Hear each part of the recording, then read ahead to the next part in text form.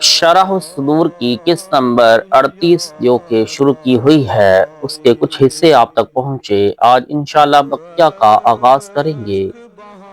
قسط نمبر 38 کا موضوع تھا زیارت قبور اور مردوں کا زائرین کو دیکھنے اور پہچاننے کا بیان۔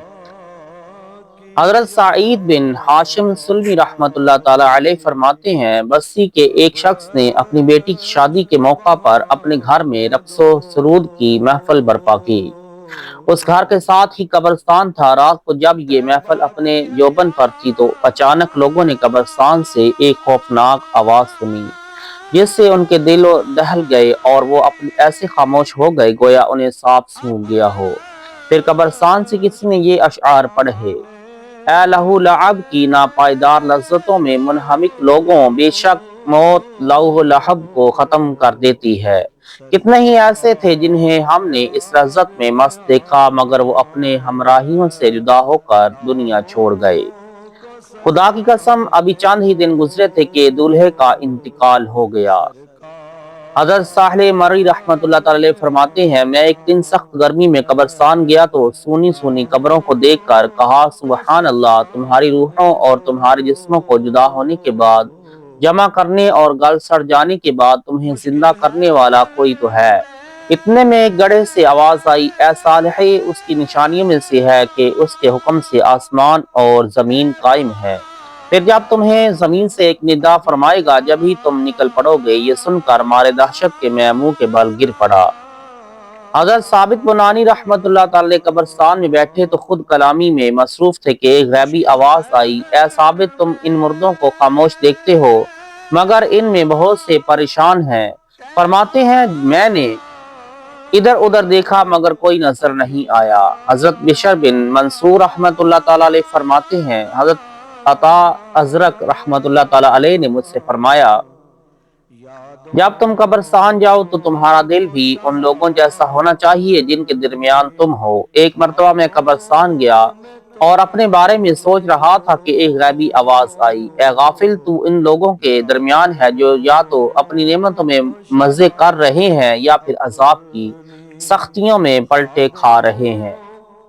حضرت مصعب حمدانی رحمت اللہ تعالی علیہ فرماتے ہیں، میرے پڑوس میں دو بھائی رہتے تھے اور دونوں آپس میں بے مثال محبت کرتے تھے۔ بڑا بھائی اصفہان گیا تو چھوٹے کا انتقال ہو گیا۔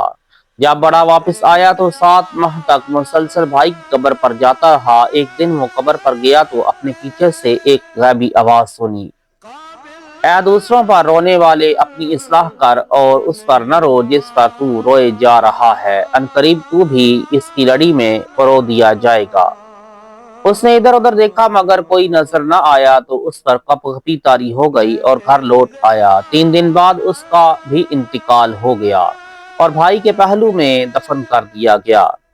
حضرت یزید بن شوری ہیثمی رحمت اللہ تعالی علیہ فرماتے ہیں، میں نے ایک قبر سے یہ آواز سنی، اگر آج تم ہم جیسوں کی زیارت کو آتے ہو تو کبھی ہم بھی تمہارے جیسے تھے اور زندگی میں تمہاری جیسی شکل و صورت والے تھے۔ اب اس ویرانے کی ہوائیں خاک اڑا رہی ہیں اور ہم ایک کوٹھڑی میں ہیں، تم تک نہیں پہنچ سکتے، پس جو ہم میں سے ہو جاتا ہے وہ واپس نہیں آ سکتا۔ اب یہی ہمارے گھر ہیں اور تمہارے لوٹنے کی جگہ۔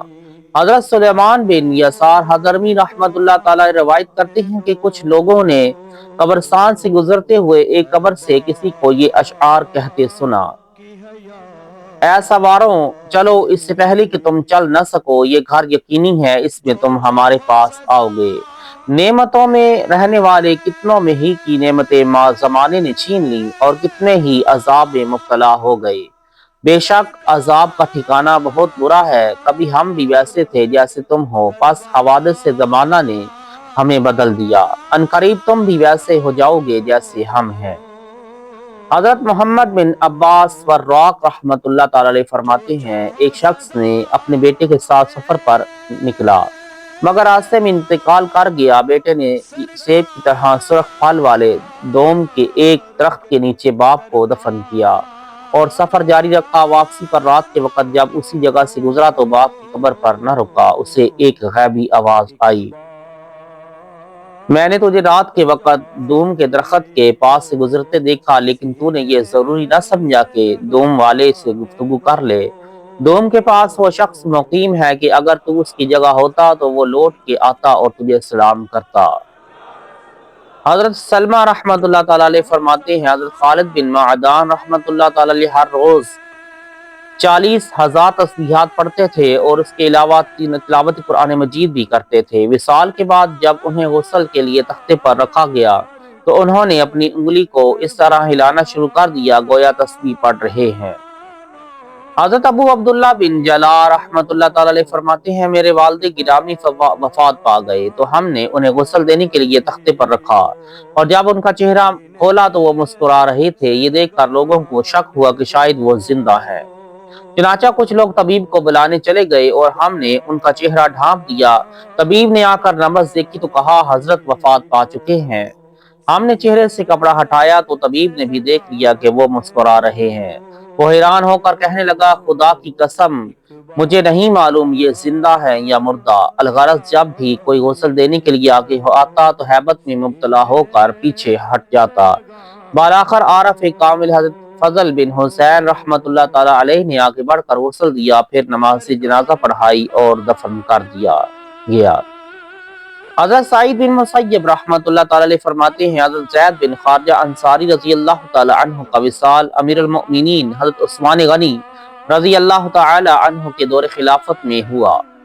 آپ کو کفن پہنایا گیا تو آپ کے سینے سے ایک گونج سنی گئی، پھر آپ نے یہ گفتگو کی، احمد احمد پیاری کتاب میں لکھا ہے، ابو بکر صدیق نے سچ فرمایا، وہ اپنی ذات میں کمزور ہے مگر خدائے بزرگ و برتر کے معاملے میں قوی ہے۔ یہ بھی پہلی کتاب میں لکھا ہے، عمر بن خطاب نے سچ فرمایا، وہ بھی پہلی کتاب میں قوی و امین لکھے گئے ہیں۔ عثمان بن عفان نے سچ کہا، وہ اپنے سے پہلے بزرگوں کے نقش قدم پر چلے، 4 سال گزر گئے اور 2 باقی ہیں۔ فتنے رونما ہو گئے، کبھی نے ضعیف کو کھا لیا اور قیامت بے پا ہو گئی۔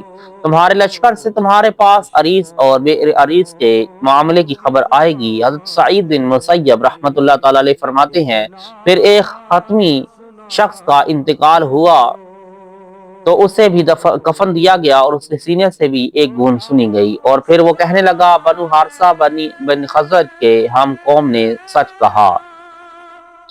حضرت امام بہقی رحمۃ اللہ تعالیٰ علیہ فرماتے ہیں، اس روایت کی اسناد صحیح ہے اور اس کا دیگر دلائل بھی ہیں۔ حضرت اسماعیل بن ابو خالد رحمۃ اللہ تعالیٰ علیہ فرماتے ہیں، حضرت نعمان بن بشیر رضی اللہ تعالیٰ عنہ کے صاحبزادے یزید اپنے والد کا مکتوب لے کر ہمارے پاس آئے۔ مکتوب کچھ اس طرح تھا، بسم اللہ الرحمن الرحیم، اللہ تعالیٰ کے نام سے شروع جو نہایت مہربان رحم کرنے والا ہے۔ نعمان بن بشیر کی جانب سے عبداللہ بنت ابو ہاشم کی طرف آپ پر سلامتی ہو، میں خدائے وحدہ لا شریک کی حمد کرتا ہوں۔ آپ نے مجھے لکھا کہ میں آپ کو حضرت زید بن خارجہ رضی اللہ تعالی عنہ کے متعلق بتاؤں تو سنیے۔ انہیں گلے میں درد ہوا جس سے وہ ظہر و عصر کے مابین انتقال فرما گئے، چنانچہ ہم نے انہیں لٹا کر اوپر کپڑا ڈال دیا۔ میں نے عصر کے بعد تسبیح مشغول تھا کہ مجھے نیند آ گئی اور کسی نے خواب میں آ کر کہا، یہ زید وفات کے بعد کلام کر رہے ہیں۔ میں جلدی سے اٹھا اور ان کی چارپائی کی طرف چل دیا، وہاں کچھ انصاری حضرات موجود تھے اور حضرت زید رضی اللہ تعالی عنہ یہ کلام کر رہے تھے۔ لوگوں میں سب سے زیادہ پختہ احکام الہیہ میں ملامت کرنے والے کی ملامت سے بے پرواہ اور طاقتور کو کمزور کا مال کھانے سے روکنے والے اللہ عز و جل کے بندے امیر المؤمنین حضرت عمر فاروق رضی اللہ تعالی عنہ ہیں۔ انہوں نے سچ فرمایا۔ ان کے متعلق پہلی کتابوں میں ایسا ہی تھا۔ امیر المؤمنین عثمان بن عفان رضی اللہ تعالی عنہ لوگوں کی خطاؤں سے بہت درگزر فرماتے ہیں۔ ان کی 2 راتیں گزر گئیں اور 4 باقی ہیں۔ پھر لوگوں میں اختلاف ہو گیا اور وہ ایک دوسرے کے دشمن بن گئے، کوئی نظام باقی نہ رہا اور لوگ حرام کو حلال سمجھنے لگے۔ پھر مؤمنین نے روکتے ہوئے کہا، لوگوں کتاب اللہ کو تھامو اور اپنے امیر کی طرف بڑھو، اس کی سنو اور اطاعت کرو، پس جو نافرمانی کرے وہ اللہ اپنے خون کو محفوظ تصور نہ کرے۔ اللہ عز و جل کا کام مقرر تقدیر ہے۔ اللہ اکبر، یہ جنت اور یہ دوزخ ہے اور یہ انبیاء و صدیقین ہے۔ اے ابن رواحہ، آپ پر سلام ہو، کیا آپ کے پاس غزوہ احد میں شہید ہونے والے میرے والد خارجہ اور سعد کے لیے کوئی خوشی کی خبر ہے؟ پھر یہ آیت تلاوت فرمائی۔